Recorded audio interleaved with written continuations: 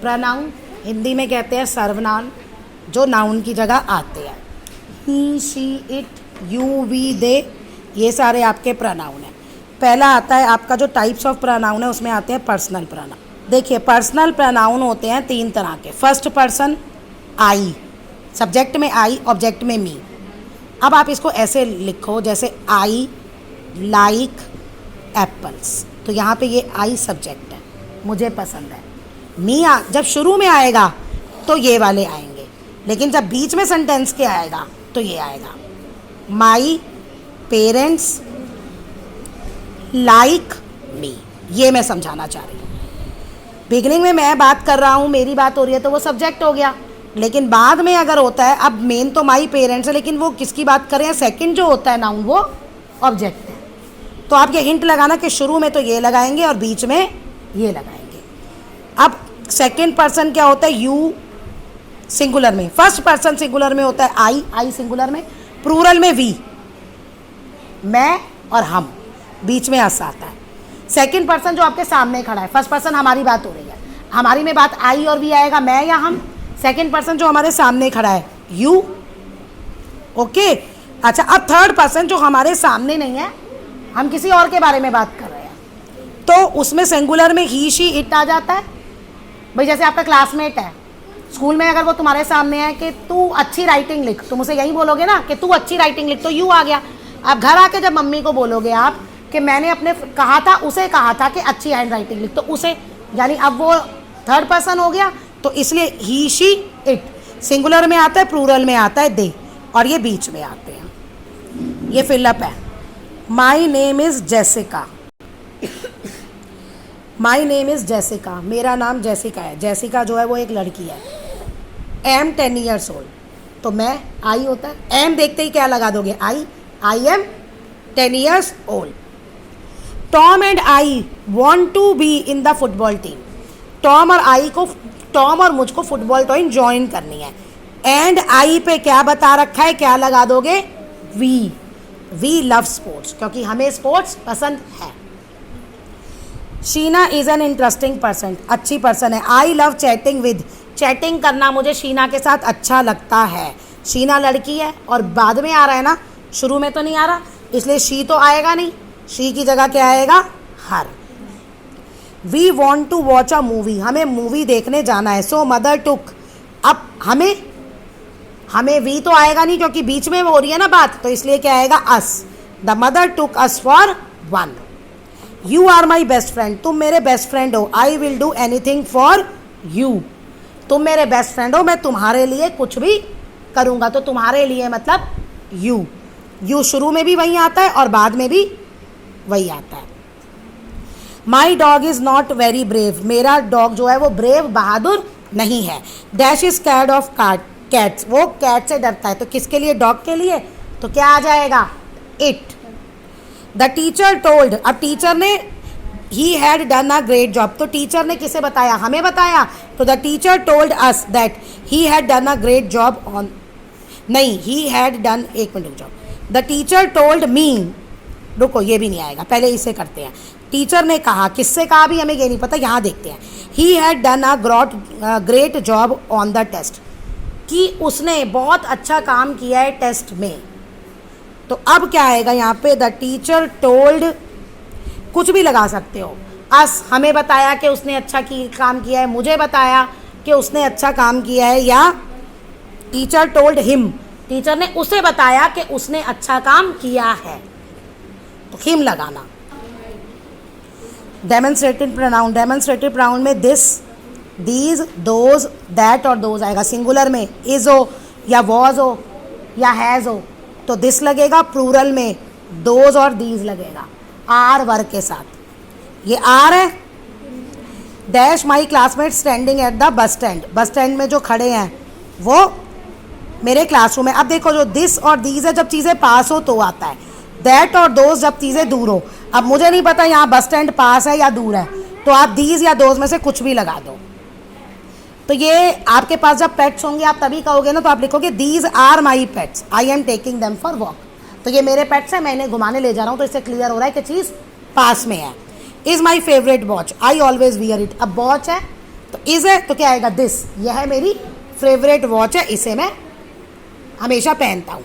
This मतलब यह है, दैट मतलब वह है, दीज मतलब ये सब, दोज मतलब वे सब। New kite stuck on the tree, अब ट्री थोड़ी दूर हो जाएगा ना, तो इज है ना तो क्या लगाओगे that, that had a brand new kite stuck on the tree. अब देखिए नेक्स्ट क्वेश्चन है, ये जो अंडरलाइन है ना, इसमें आपको बताना है कि ये प्रोनाउन के लिए है या एडजेक्टिव के लिए है।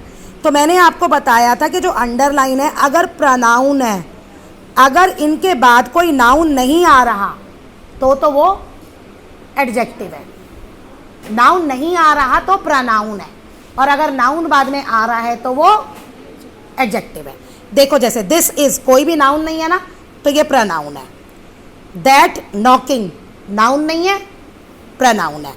दैट गर्ल, गर्ल नाउन हो गई, तो यहाँ पे ये दैट एडजेक्टिव हो गया। ये इज है तो ये प्रोनाउन हो गया, हॉर्सेस नाउन है तो ये एडजेक्टिव हो गया। नेक्स्ट है अब आपके इंटेरोगेटिव। इंटेरोगेटिव तो ये क्वेश्चन वाले होते हैं। What makes you laugh, whose are these shoes, ये शूज किसके हैं, और ये आएगा is your car among those parked in the lane, इसका देखना पड़ेगा। विच कार, कौन सी कार है, जो सारी कार है उनमें से तुम्हारी कौन सी कार है जो पार्क्ड है। Who was appointed, cricket team का कैप्टन कौन बना है, तो हु। अब ये सेम वही है, पी लिखना है आपको प्रोनाउन के लिए और ए लिखना है आपको एडजेक्टिव के लिए, क्योंकि डेमोन्स्ट्रेटिव या इंटेरोगेटिव प्रोनाउन भी होते हैं और एडजेक्टिव भी होते हैं। सेम वही, हु कोई नाउन नहीं है, प्रोनाउन। विच पेन, नाउन आ गया, एडजेक्टिव। ये प्रोनाउन, ये भी प्रोनाउन। ये कलर, कलर जो होता है वो नाउन होता है ना, तो ये आपका आ गया एडजेक्टिव, ये आ गया आपका प्रोनाउन। जब यहाँ इज होगा ना, बाद में इज आर वॉज वर होगा तो वो प्रोनाउन है। अब हमारे आएंगे रिफ्लेक्सिव प्रोनाउंस। रिफ्लेक्सिव प्रोनाउंस होते हैं जहाँ ना जोर दे के बात की जाती है, ठीक है। जैसे मैं अपना काम करूँगा, ये रिफ्लेक्सिव नहीं है इसमें माँ, लेकिन मैं अपना काम खुद करूँगा, खुद या स्वयं, ये रिफ्लेक्सिव है।